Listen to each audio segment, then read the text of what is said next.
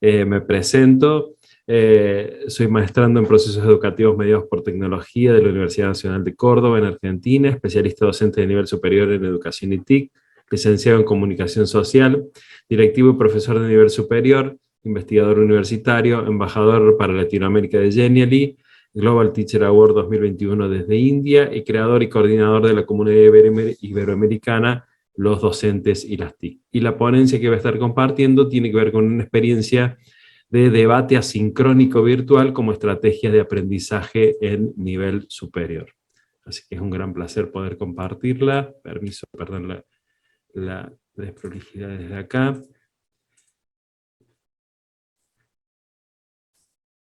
Ahí estamos.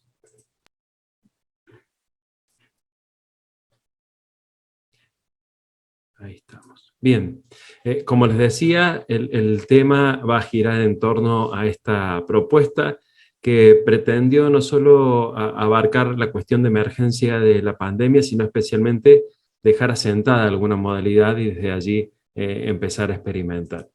Lo primero para compartir tiene que ver con la cuestión de debate, que en esta experiencia la pienso desde una controversia o desde una disputa, desde una deliberación organizada en un cuerpo institucional, en una asamblea, en una reunión, o dicho de dos o más personas, discutir un tema con opiniones diferentes de acuerdo a la definición del diccionario, y desde allí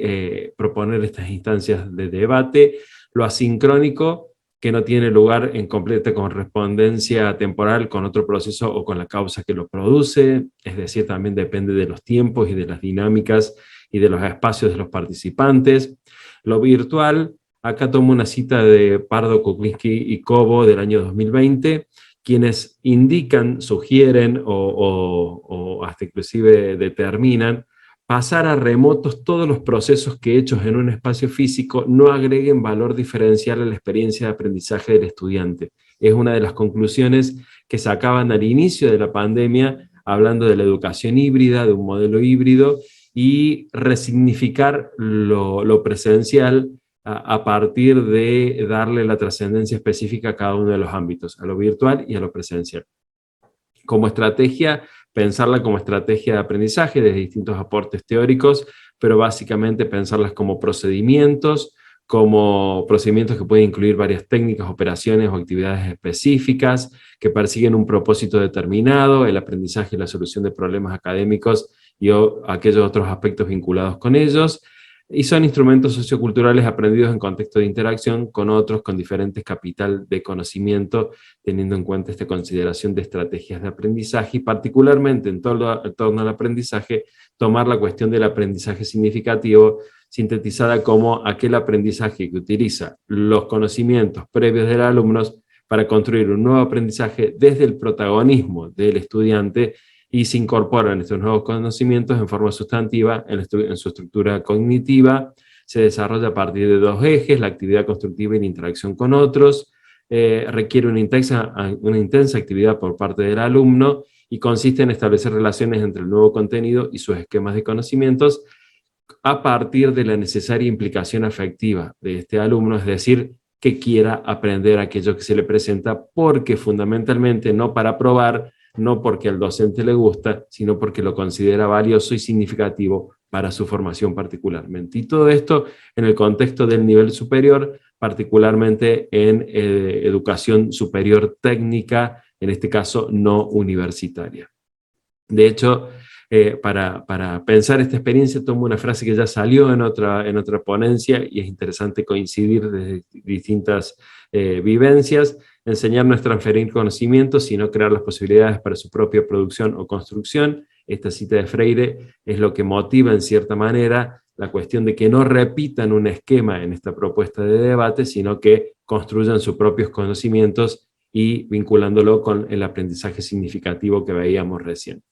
¿Cuál es el contexto curricular de la experiencia? Bueno, el espacio curricular es lengua y comunicación de primer año de la Tecnicatura Superior en Desarrollo de Software, un espacio que a prima facie suena bastante descolocado en relación a la carrera, porque dicen que vamos a ver lengua, que vamos a ver comunicación, ¿por qué volvemos a cuestiones del secundario si yo vengo a programar? Y bueno, desde ahí ya hay un desafío primero, y se enmarca en la Escuela Superior de Comercio de la ciudad de Río Tercero, en la provincia de Córdoba, en Argentina. El objetivo general de este espacio es conocer los fundamentos generales de la comunicación como campo de estudio y como actividad humana, logrando vincularlos con la tarea y los vínculos necesarios de un técnico en desarrollo de software. El eje temático en el que se enmarca tiene que ver con la definición de comunicación, con que vaya más allá del esquema básico emisor, receptor, mensaje, con pensar la importancia de las comunicaciones en el desarrollo de las sociedades y en el ser humano, y también con cuestiones de procesamiento de información y con pensar la oralidad y la escritura como habilidades básicas. En este punto, la oralidad como una teoría y práctica de la comunicación, como una habilidad blanda profesional necesaria en una carrera, entre comillas, dura, como construcción, como proceso y como ejercicio, y desde el primer momento de la materia empezar a formar, a capacitar o a potenciar las habilidades vinculadas a la oralidad particularmente. Dos experiencias que traigo en torno a esto y las vamos a nombrar para después sacar algunas conclusiones. La primera, en la segunda semana de clases, es decir, al inicio de la materia, pero también de la carrera y de su inserción en el nivel superior de estos estudiantes, con una heterogeneidad importante, pero básicamente lo que tenían que hacer en esta primera actividad era un diálogo, una introducción, un preámbulo a un debate, pero de manera asincrónica, en el que cada uno grabara un video de entre 10 y 20 segundos respondiendo a la pregunta: ¿cuál es el lugar y la importancia de la comunicación para un desarrollador de software? Y esto en base a sus propias experiencias, pero también a material bibliográfico que se estaba presentando. La herramienta fue un Padlet en el que se subió la consigna y allí tenían que hacer los distintos aportes, pero la cuestión era que se construyera un diálogo particularmente, y ese era el mayor desafío. Padlet nos permite una línea de tiempo, y fíjense, acá está la construcción, no se puede alterar por parte de los estudiantes, entonces los aportes tenían la temporalidad que la sincronía no estaba. Esto fue de manera totalmente asincrónica, cada uno entraba y hacía su aporte, y el último, que eran más de 40 aportes, o los últimos, debían escuchar plenamente lo anterior, porque la consigna era no repetir y continuar el diálogo que los compañeros y las compañeras estaban realizando. De esa manera logramos una reflexión en común, de la cual voy a compartir solamente un minuto para que vean esta correlación que se fue armando con aportes de entre 10 y 20 segundos.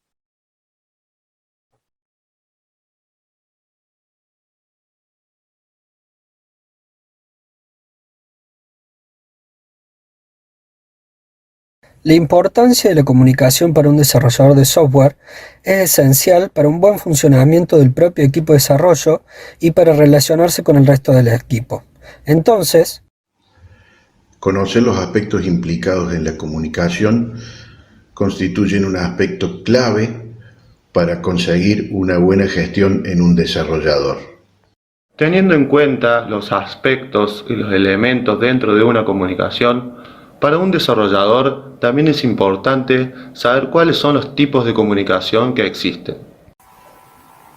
ya que son fundamentales para que el mensaje que se dé se entienda, y así el desarrollador va a poder trabajar de manera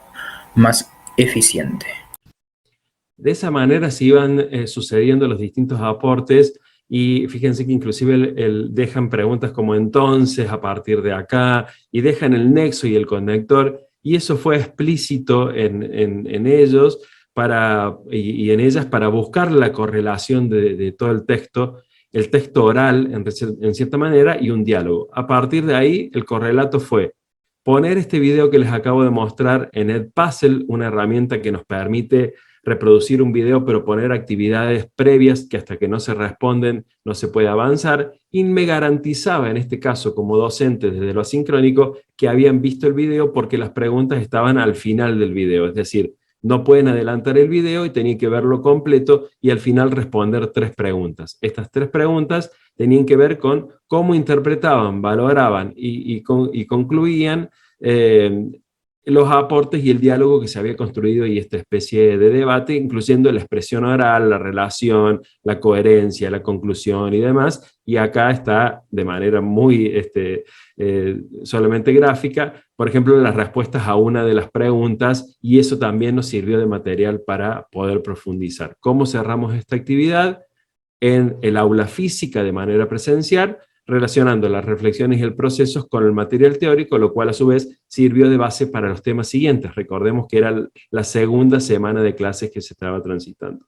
Y de manera rápida voy a la segunda experiencia, que ya fue al final del primer cuatrimestre, es decir, a la primera mitad del año. La actividad consistía en varios momentos. Un primer momento era armar con este material que yo les compartí sobre debate. Tenían que ver qué era un debate, ya específicamente las partes, las estructuras, los objetivos y demás, construir en grupos esquemas, que acá hay ejemplos, en torno a lo que interpretaban con respecto al debate, para asegurar que ellos analizaban el material y que desde allí lo comprendían. Un segundo momento en el que por grupos grababan un video de 1 minuto, con la consigna y la respuesta a la pregunta, que en este caso fue las nuevas tecnologías para la comunicación humana, si eran el infierno o el paraíso. Recordemos que estamos en una carrera de desarrollo de software, a ver cuál era su mirada después de medio año de transitarla. Y ese video de 1 minuto de cada uno de los grupos, todo esto de manera asincrónica y virtual,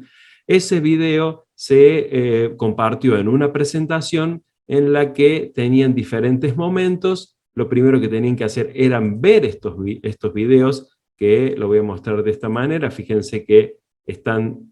acá todos los videos de cada uno de los grupos, y luego de ver los videos de esos grupos, lo que tenían que hacer por grupo es responder un formulario en el que valoraban estos videos de 1 minuto de cada uno de los grupos y los calificaban. Un segundo momento, todo esto de manera asincrónica, tenía que ver con ya realizarle preguntas a cada uno de los grupos, y que después cada uno de los grupos recibía y hacía la respuesta también en un intercambio a través de un formulario de Google. Y como tercer momento, lo que hubo fue la construcción colaborativa, también en un documento de manera sincrónica, con conclusiones y una especie de documento final de este debate. Fíjense, les muestro. Esta es la grilla que yo iba siguiendo de valoración de cada uno de los momentos que se fueron sucediendo en torno a esto y que se fueron compartiendo como distintas experiencias. Nuevamente, esto terminó en el aula presencial de manera física, relacionando reflexiones y procesos, lo cual a su vez sirvió de base para temas siguientes y también para la actividad integradora e interdisciplinaria que hicimos con varias materias como cierre de este primer cuatrimestre. Cerrando esta exposición, me parece importante destacar el debate como encuentro e intercambio significativo, como válido, como una propuesta de enseñanza. Es más que la suma de las partes lo que se logró, como una estrategia de aprendizaje que fortalece el protagonismo de los estudiantes en la apropiación de sus propios saberes, lo asincrónico que favorece la reflexión, el intercambio, la escucha, la producción propia y el análisis del producto colaborativo final, y ayuda a cuestiones de tiempo y espacio en grupos numerosos. En este caso eran más de 40 estudiantes. Jerarquiza los momentos. Es importante jerarquizar los momentos previos y posteriores al debate o diálogo en sí, como instancias necesarias del proceso de aprendizaje integral. Usar recursos tecnológicos para favorecer la continuidad, a pesar de la distancia del tiempo y del espacio entre los participantes y sus aportes. Materiales, momentos, procesos, aportes parciales, resultados, seguimiento, conclusiones, todo estaba a disposición de todos, inclusive la planilla que les mostraba recién. Y finalmente, pensar, a los estudiantes se los observó muy interesados y comprometidos con la actividad, no tanto por el hecho de cumplir con una tarea de la materia, sino porque los movilizó el tema, la dinámica, y para muchos era la primera vez que tenían una experiencia de este tipo desde la oralidad. Aportó a la expresión oral, a la escucha atenta y a la argumentación de ideas, y según sus expresiones, les permitió reflexionar sobre algo que tienen a diario, como es la tecnología, y que usarán en su vida profesional, pero desde lo humano, la comunicación y los vínculos. Esa es prácticamente y básicamente la experiencia de esta propuesta de diálogo y de debate de manera virtual y asincrónica en el nivel superior.